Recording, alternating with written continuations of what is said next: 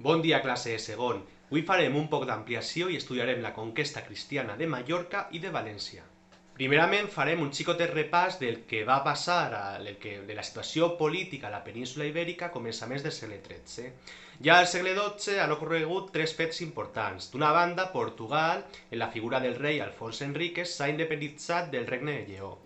D'altra banda, el regne de Navarra ha quedat, atrapat entre l'expansió de Castella i l'expansió d'Aragó per altra banda i no pot expandir-se cap al sud.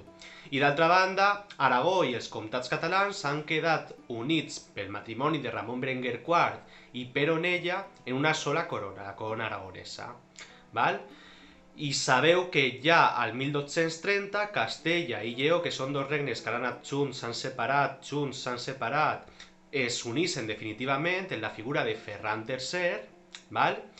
Però el fet més important probablement que va ocórrer al començaments del segle XIII va ser la batalla de les Naves de Tolosa a 1212. En aquesta batalla una coalició de pràcticament tots els regnes cristians del nord de la península va derrotar a l'imperi dels almohades.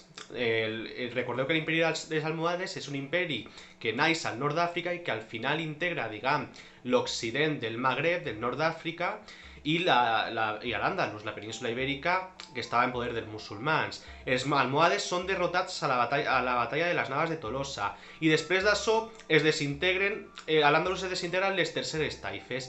Ja l'expansió dels regnes cristians serà imparable i veurem com en la primera meitat del segle XIII, del 1200 al 1250, l'expansió serà tan gran que de controlar els musulmans aproximadament la meitat de la península passen a quedar-se únicament en el regne nassarita de Granada, pràcticament. Les taifes van caient una per una mentre Portugal, la corona de Castella i la corona d'Aragó van expandint-se cap al sud. Solament un any després de la batalla de les Naves de Tolosa, al 1213, s'inicia el regnat de Jaume I, que és el besnet a la filla de la cap de Ramon Berenguer IV i Pere Onella. Jaume I concentra en les seues mans el regne d'Aragó i el poder en els comtats catalans.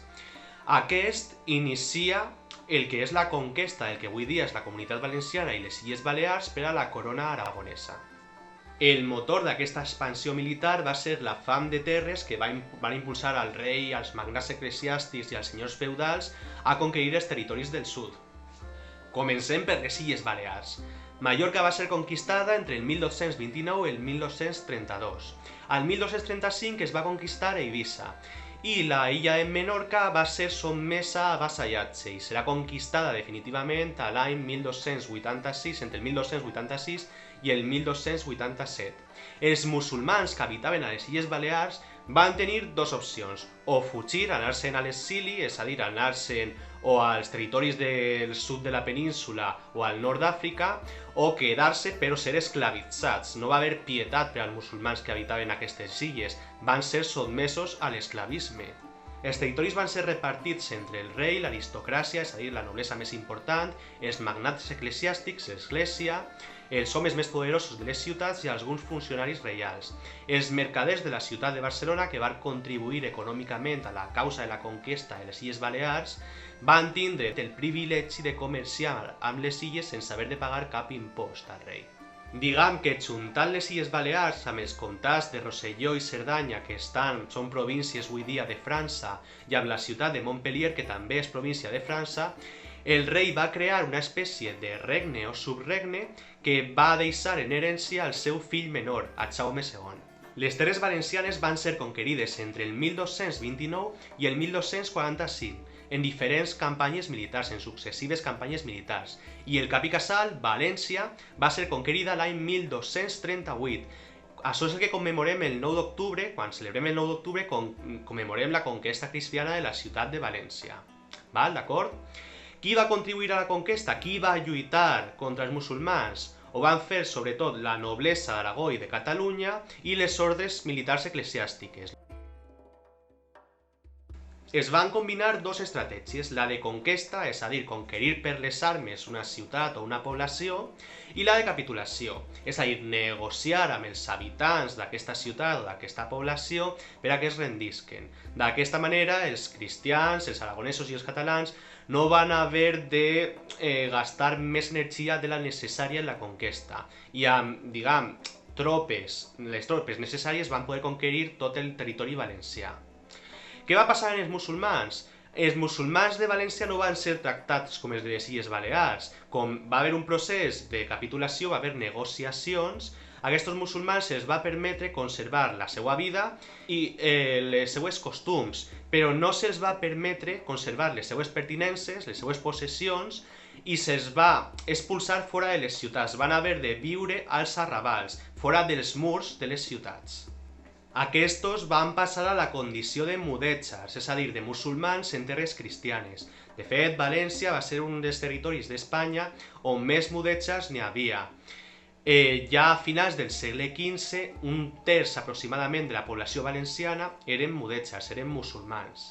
Els límits de l'expansió cap al sud de la corona d'Aragó es va fixar en un acord amb Castella, en el Tractat d'Almirra, és a dir, n'hi havia una frontera, un lloc màxim al qual havien d'arribar les tropes aragoneses. Eixe lloc es va fixar més o menys en una línia imaginària que imagineu que passa per les ciutats de Biar i Busot.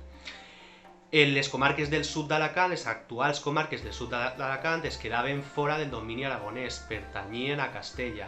El que passa és que va haver-hi una sèrie de conflictes a finals del segle XIII i començaments del segle XIV amb Castella que va fer que la victòria dels reis aragonesos que incorporaren les ciutats d'Elx, d'Elda, d'Alacant, d'Oriola i es quedara en els límits, més o menys en els límits actuals, el sud d'Alacant.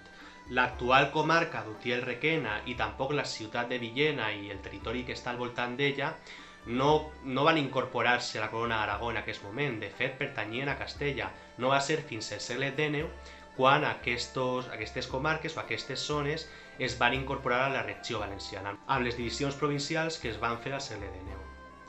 Les zones muntanyenques de l'interior nord de València, les que estaven més properes al Regne d'Aragó, van ser repoblades per aragonesos. Van arribar aragonesos a repoblar tots aquests territoris. Mentre que la major part del territori valencià, la plana de València i la vall dels principals rius, va ser repoblada per catalans. Això és el que explica l'actual diferència lingüística entre l'interior de la comunitat valenciana i les zones més properes a la costa. Aproximadament el 30% dels repobladors van ser aragonesos i el 70% van ser catalans. Determinades àrees i algunes de les ciutats més importants, com València, van passar a formar part del patrimoni personal del rei. Estan pintades de groc al mapa que teniu. N'hi ha altres àrees que van controlar les ordres militars, que estan pintades en color crema o taronja. I la resta de territoris o d'àrees es van repartir entre els senyors feudals aragonesos i catalans, que estan pintats en la resta de colors. Amb tots aquests territoris, Jaume I va crear un regne en peu d'igualtat amb el regne d'Aragó i amb els comtats catalans, i va dotar-lo de les seues pròpies institucions, com les Corts Valencianes, i de les seues pròpies lleis, com els Furs de València.